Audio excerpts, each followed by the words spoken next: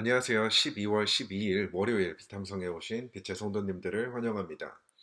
그동안 함께 공부했던 레위기 말씀을 잠깐 멈추고 오늘부터 크리스마스 말씀을 함께 공부하려고 하는데요. 자, 기도로 오늘 비탐성 시작하도록 하겠습니다. 하나님 감사합니다. 오늘도 저희에게 하나님의 말씀을 사모하는 마음을 허락하여 주시고 말씀 앞으로 저희를 불러주시니 감사를 드립니다. 다가오는 성탄을 준비하며 함께 말씀을 공부할 때에 우리를 위해 이 땅에 오신 예수님으로 인해 우리 안에 있는 기쁨과 감사가 회복되게 하여 주시고 특별히 오늘 말씀을 함께 공부하면서 예수님께서 이 땅에 오신 그 모습을 통해 우리들도 예수님이 보여주신 모습을 꼭 빼닮을 수 있도록 주님 이 시간 함께 하여 주시옵소서. 감사를 드리며 예수님의 이름으로 기도했습니다. 아멘. 오늘 함께 공부할 말씀은 마태복음 2장 1절에서 6절까지의 말씀입니다. 함께 말씀 살펴보도록 하겠습니다. 1절과 2절입니다. 헤롯 왕 때에 예수께서 유대 베들레헴에 나셨다. 그런데 동방으로부터 박사들이 예루살렘으로 와서 말하였다. 유대인의 왕으로 나신 이가 어디에 계십니까? 우리가 동방에서 그의 별을 보고 그에게 경배하러 왔습니다. 아멘. 신약 성경을 보게 되면 헤롯이라는 말이 45번이나 등장을 하는데요. 대부분 이 헤롯을 구분하지 않고 헤롯이라고만 기록이 되어 있기 때문에 한 사람이라고 잘못 생각할 수도 있지만 그렇지 않죠. 오늘 본문에 등장하는 헤롯 왕은 헤롯 대왕으로도 불리우는 유대 땅을 다스렸던 왕입니다.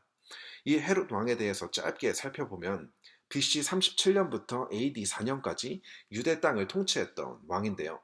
그런데 재미있는 사실은 이 헤롯 왕은 유대인의 왕이었지만 정작 그 사람은, 그 헤롯은 유대인이 아니었습니다. 유대인이 아닌데 어떻게 유대인의 왕이 될 수 있었을까요? 그 이유는 그 당시 정치적 상황 때문인데요.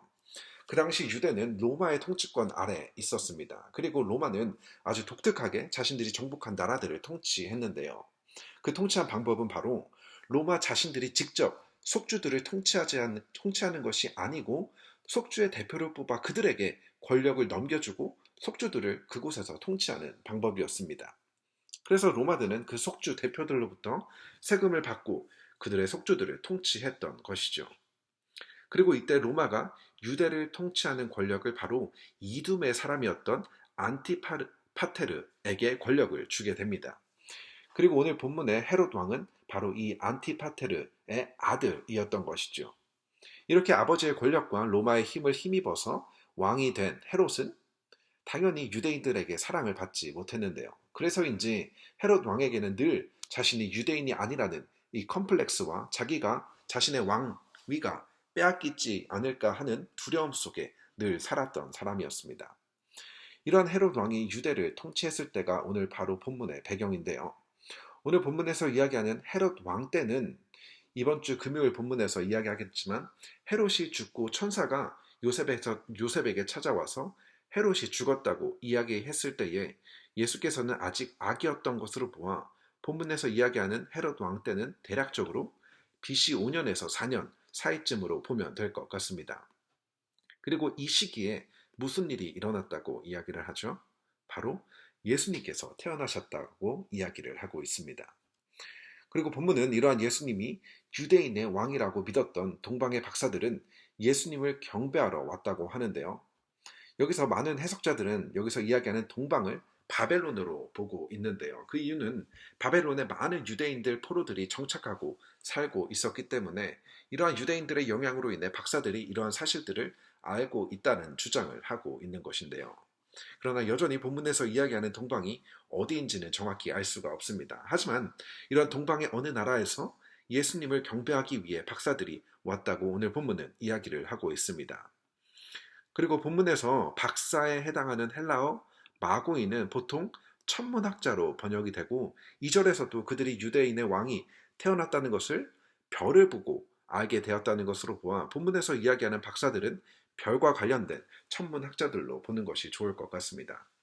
그렇게 동방에서 온 박사들은 유대인의 왕을 만나기 위해 예루살렘으로 향하게 됩니다. 그 이유는 당연히 왕이 태어났기 때문에 왕궁이 있는 도시 예루살렘으로 향했던 것이죠. 하지만 오늘 본문은 예수님께서는 왕국이 있는 예루살렘이 아니라 유대 베들레헴에서 태어나셨다라고 기록을 하고 있습니다. 유대 베들레헴을 구글 지도로 보게 되면 예루살렘에서 남쪽으로 8km 정도, 마일로 따지면 한 5마일 정도 떨어진 위치에 있는 동네입니다. 그리고 본문에서 굳이 베들레헴 앞에 유대라고 이야기했던 이유는 갈릴리 지방에도 동일하게 베들레헴이라는 동네가 있었기 때문이었죠. 그래서 이 갈릴리 베들레헴과 구분하기 위해 이렇게 유대 베들레헴이라고 기록을 한 것도 있고요. 그뿐만이 아니라 미가서에서 이 유대 베들레헴에서 그리스도가 태어나신다는 이 예언의 성취를 보여주기 위해 이렇게 유대 베들레헴이라고 이야기를 한 것이기도 한데요. 이처럼 예수님께서는 예루살렘이 아닌 유대 베들레헴에서 태어나셨습니다. 그리고 예수님께서 유대 베들레헴에서 태어나신 이 사실들로 우리에게 몇 가지 중요한 사실을 알려주고 있는데요. 첫 번째로는 방금 이야기했던 것처럼 예언의 성취입니다. 미가서 5장 2절을 보게 되면 베들레헴에서 통치자 바로 그리스도가 나오실 것이라는 예언이 있는데요. 예수님께서는 이 말씀의 예언대로 유대 베들레헴에서 태어나셨고 이 예언을 성취하셨습니다. 이것이 왜 중요하냐면 이러한 예언의 성취를 통해 우리는 하나님의 예언의 약속을 신뢰할 수 있기 때문입니다. 예수님께서 이 땅에 오신다는 약속을 성취하셨고 그로 인해 예수님께서 다시 오신다는 그 약속 역시 우리가 믿고 기다릴 수 있다는 것이죠. 이처럼 유대 베들레헴에 태어나신 예수님을 통해 우리는 하나님의 약속을 볼 수 있고 이러한 약속이 반드시 이루어진다는 것을 믿을 수 있게 되는 것이죠.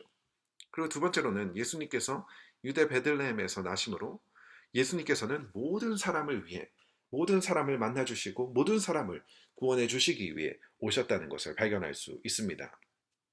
예를 들어 우리가 한 나라 대통령을 예로 들 필요도 없고 연예인들을 실제로 만날 수 있는 기회가 얼마나 있을까요? 그들을 사석에서 따로 만날 수 있는 기회는 더더욱 없을 것입니다. 그들을 만나기 위해서는 내가 어느 정도 위치에까지 올라가지 않는 이상 그들을 만날 수 있는 기회는 거의 불가능하다고 봐야 할 것입니다. 그런데 누가복음 2장을 보면 예수님의 탄생을 가장 먼저 예배했던 사람들이 등장을 하는데요. 그들은 바로 양을 치던 목자들이었습니다. 그 당시 신분으로 보면 가장 비천했던 사람들이었던 목자들이 예수님을 가장 먼저 만나 예배했던 것이죠. 그런데 만약 예수님께서 예루살렘 왕궁에서 태어나셨다면 그들이 예수님을 만나 예배할 수 있었을까요? 절대 그럴 수 없었을 것입니다. 예수님께서는 유대 베들레헴에서 태어나심으로 모두가 예수님을 만날 수 있게 해 주셨습니다. 어느 누구도 예수님이 너무 멀리 계셔서 너무 높이 계셔서 만날 수 없다고 이야기할 수 없도록 예수님께서는 가장 낮은 곳으로 내려오신 것입니다. 그렇다면 오늘 본문을 통해서 우리가 배운 내용, 우리의 삶에서 어떻게 적용할 수 있을까요? 나는 어떠한 사람들과 어울리고 교제를 하고 있는지 돌아보면 좋을 것 같습니다. 혹시 어떠한 기준을 가지고 나와 어울릴 수 있는 사람을 정해놓고 있지는 않은지, 그것이 경제적인 수준이 될 수도 있고 배움의 수준이 될 수도 있고 또 MBTI와 같은 성격이나 이런 기질이 될 수도 있는데요.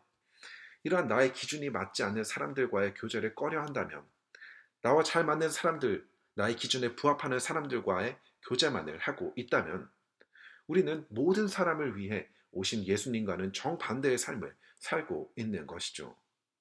예수님은 우리로 하여금 그분의 모습을 닮기를 원하시는 분이시고 모든 사람을 위해 오신 예수님의 모습이 우리에게도 보여지기를 원하시는 분이십니다.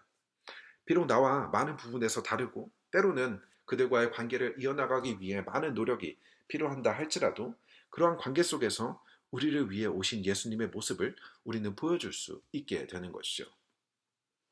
이렇게 본문 1절과 2절을 통해 예수님의 탄생의 장소만으로도 그 안에 있는 중요한 의미들을 발견할 수 있는데요.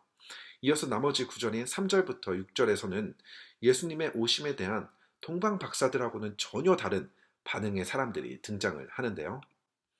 3절부터 6절 말씀입니다. 헤롯 왕은 이 말을 듣고 당황하였고 온 예루살렘 사람들도 그와 함께 당황하였다. 왕은 백성의 대제사장들과 율법 교사들을 다 모아놓고서 그리스도가 어디에서 태어나실지를 그들에게 물어보았다. 그들이 왕에게 말하였다. 유대 베들레헴입니다. 예언자가 이렇게 기록하여 놓았습니다.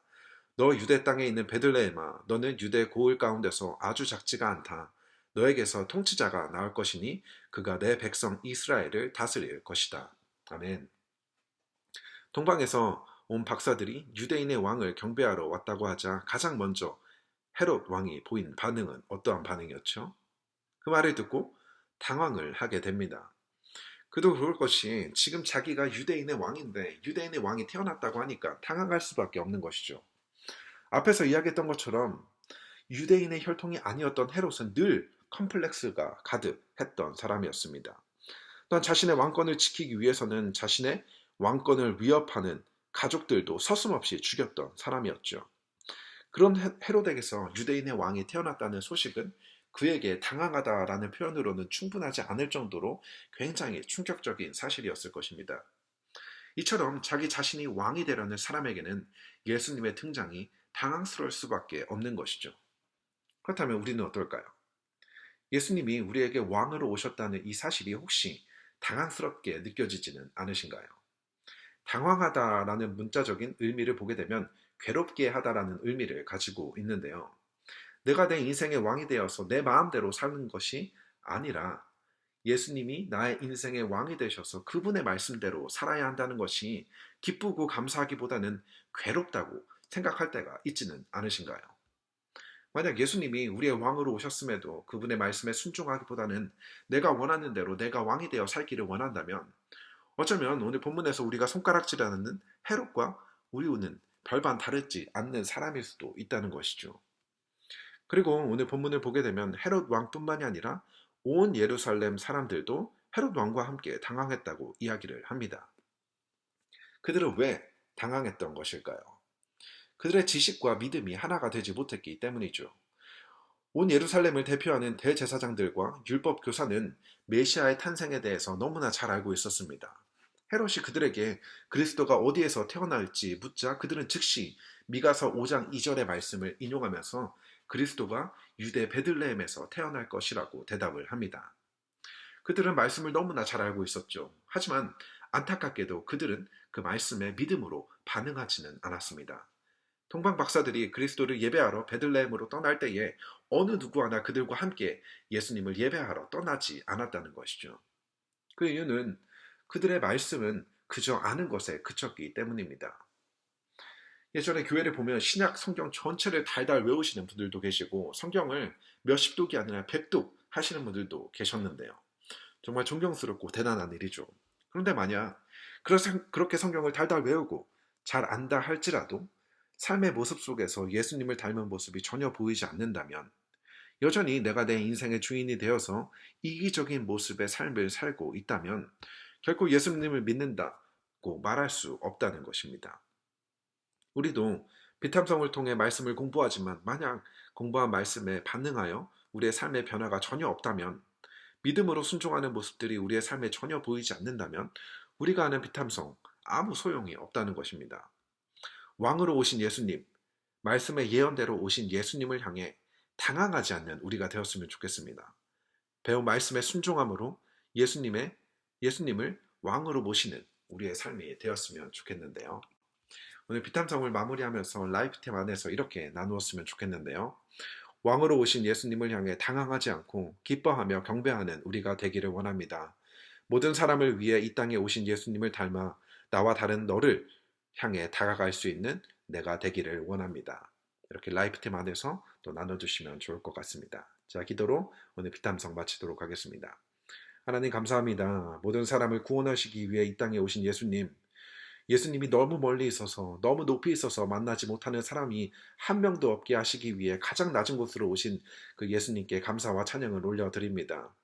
유대 베들레헴으로 오셔서 모든 사람을 만나주신 예수님의 모습을 우리도 닮아 우리와 너무 다른 너를 향해 우리도 직접 걸어 나갈 수 있는 예수님을 꼭 빼닮은 우리 모두가 될 수 있도록 주님 도와주옵소서.